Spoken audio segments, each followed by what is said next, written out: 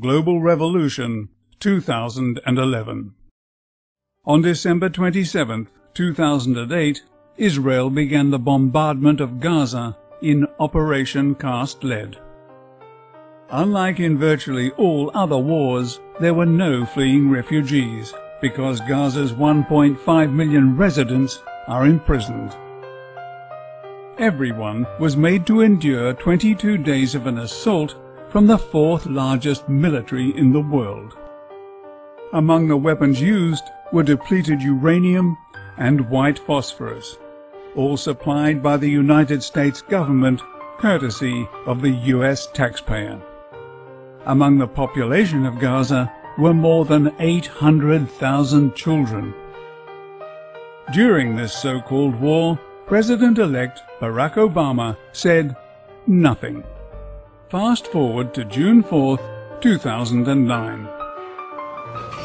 The man so many millions of people have been waiting for, the President of the United States, Barack Obama. Thank you so much. Good afternoon. I am honored to be in the timeless city of Cairo. We meet at a time of great tension between the United States and Muslims around the world.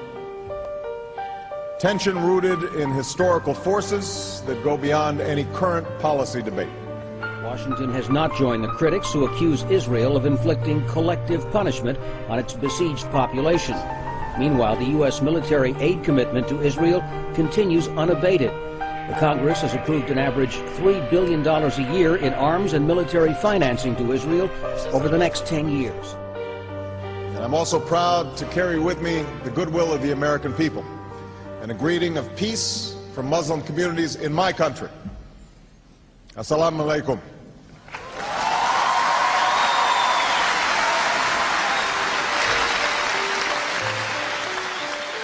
White phosphorus shells were used in densely populated areas throughout the impoverished coastal strip.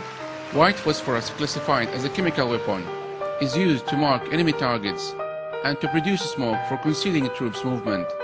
The Israeli military said it used white phosphorus shells only to create smoke screens to allow its ground forces to operate. If particles of ignited white phosphorus land on a person's skin, they burn the flesh to the bone. Toxic phosphoric acid can also be released into wounds, risking... I've come here to Cairo to seek a new beginning between the United States and Muslims around the world. One based on mutual interest and mutual respect. Some people are still in pain. This is Baha Gabain, a 15-year-old boy from Jabalia refugee camp before he got injured and burned with Israeli prohibited weapons. This is how he looks now after sustaining severe burns. He says he feels his body is burning even at cold temperature.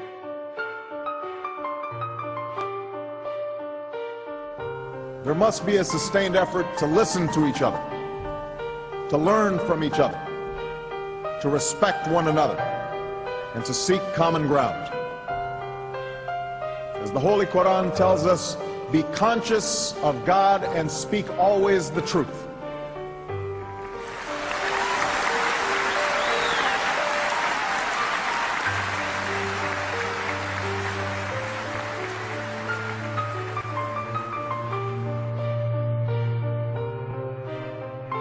Their actions are irreconcilable with the rights of human beings, the progress of nations, and with Islam. The Holy Quran teaches that whoever kills an innocent it is as if he has killed all mankind.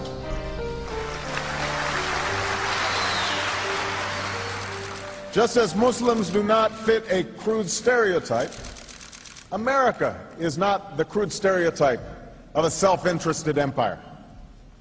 The United States has been one of the greatest sources of progress that the world has ever known. We were born out of revolution against an empire. We were founded upon the ideal that all are created equal. President Mubarak.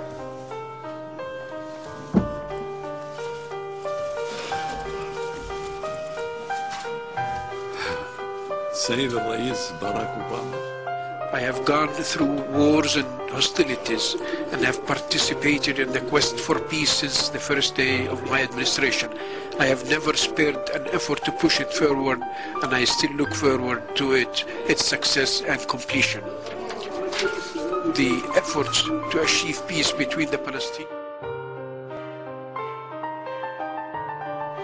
So we must ask ourselves, what kind of world do we want to bequeath to our children and our grandchildren?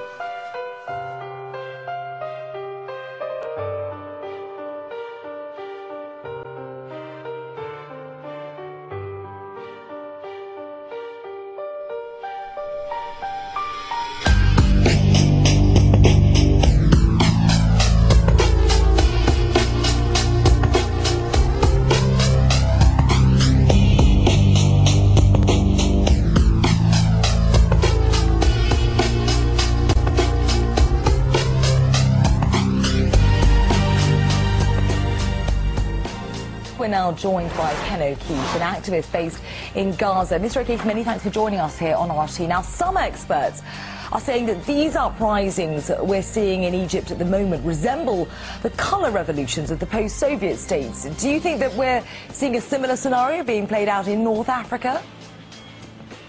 Well, there is simply no question at all. Wherever you oppress people, wherever you deny them their basic human rights, wherever the iniquity in the distribution of wealth is so perverse as it is in the former Soviet republics, the former Soviet Union, and also here in North Africa, that people will eventually rise up. And it's promising to see that people have started the process of shedding off their brutal and corrupt, pathetic dictator Mubarak. And in this sense, of course, they're very, very similar. When people reach a certain point, they will rise up. Now, it's well known that the US sponsored those so-called colour revolutions. If the US proves to also be involved in stirring things up in Egypt, how would they benefit from that? Well, first off, I wouldn't doubt that the US would plan for all options. And of course, the US and those secret elements within our governments are always conspiring to commit acts which defy all sorts of logic and perpetuate the power system as it is. So I would not doubt that they have involvement. However, they did not set the man on fire in Tunisia. Mohammed did that himself, and he set off that revolution there. The grievances of the people are legitimate, regardless of any kind of backward dealing, conspiring behind the scenes. If, however, the United States is involved, it wouldn't surprise me, as I've written about in the last day, that this would all be a manipulation and a ploy to justify Israel's launch into Sinai, to take over Sinai as part of the greater Israel project, which those of us who are paying any attention know full well what that's about. So this could be used as a manipulation to support that. Of course, the public proclamations will say one thing, but deep down we know that the real truth is never said publicly. So this is one possibility, but I'm hoping that if that is the case and they're conspiring to make this sort of event happen, that the people will in the end make them regret their devious ways. Well, one thing we do know is that the latest WikiLeaks cables revealed that the US have been undermining the Egyptian President Hosni Mubarak, who they'd supported for such a long time. So what do you think was the thinking behind that particular policy? Well, first off, WikiLeaks has perpetuated all sorts of illusions, including the illusion that Iran is the threat. Iran is not the threat. Israel is the threat. American imperialism is the threat. British complicity and support for those institutions is the threat, not Iran. And WikiLeaks has been instrumental in perpetuating that threat. And also, the so-called leader of WikiLeaks, Julian Assange, has marginalized or attempted to ridicule those of us who can see the truth about 9/11. And so I'm not going to buy everything that WikiLeaks produces. In fact, those cables are definitely one means of disinformation that could throw us off track. So I'm not going to give credence to all of the WikiLeaks cables. In fact, we need to really question them seriously. Okay, well, focusing back now on what we're seeing at the moment in North Africa, instability really has gripped the greater Middle East, hasn't it, ever since that revolt in Tunisia. What further impact do you think all this could have on the wider region? Well, I think that people are seeing once and for all that despite the military, despite the backing of the American imperial machine, despite all the torture, despite all of the killings, that people rising up together can do anything. Who would have thought that Mubarak would be out? He's out. He's out. He's living on borrowed time, and the people have made that so. So what this is going to do is empower people. And I, for one, have waited a long time, and I must say love and respect to all my brothers and sisters in Tunisia and in Egypt and in the rest of the puppet government states that are not honoring their people rise up. And I hope it expands into Europe, because the European people also feel the same types of injustice by their corrupt puppet governments as well. So it's going to have, hopefully, a huge impact, not just on the region, but on the world. Well, how worried should Europe be that it might see a similar spate of violence there, with growing economic stability and immigration on the rise? Well, let's be clear. The state is the perpetrator of the violence, primarily. The people are not the one perpetuating the violence. They're simply rising up and exercising their rights. And I'm not going to support random acts of violence, or violence which we have to think, in case of, say, for instance, in Moscow, where you've had violence, the first suspect should be Israel. Who benefited from that act more than anyone else? Israel would benefit from that, perpetuating the illusion of the war on terror. It's not the people that are committing the violent acts, and those that would commit those types of violent acts are in line or in sync with Al-Qaeda, the fiction, and the CIA and Mossad, and those who benefit from these actions. So it's not the people that are responsible for these things, but Europe should be well bothered and well worried, because they are just as corrupt as the Mubarak regime. Berlusconi, Tony Blair, all of these puppets, corrupt and not representing their people and giving trillions of euros away to the bankers while people are losing their resources, losing their jobs, losing their homes. They should be well worried. OK, let's move back to the situation now in Egypt. We're on to day 6 of this unrest. The situation's obviously very difficult to predict, but how do you think it's going to go? Can President Mubarak possibly cling on after all this?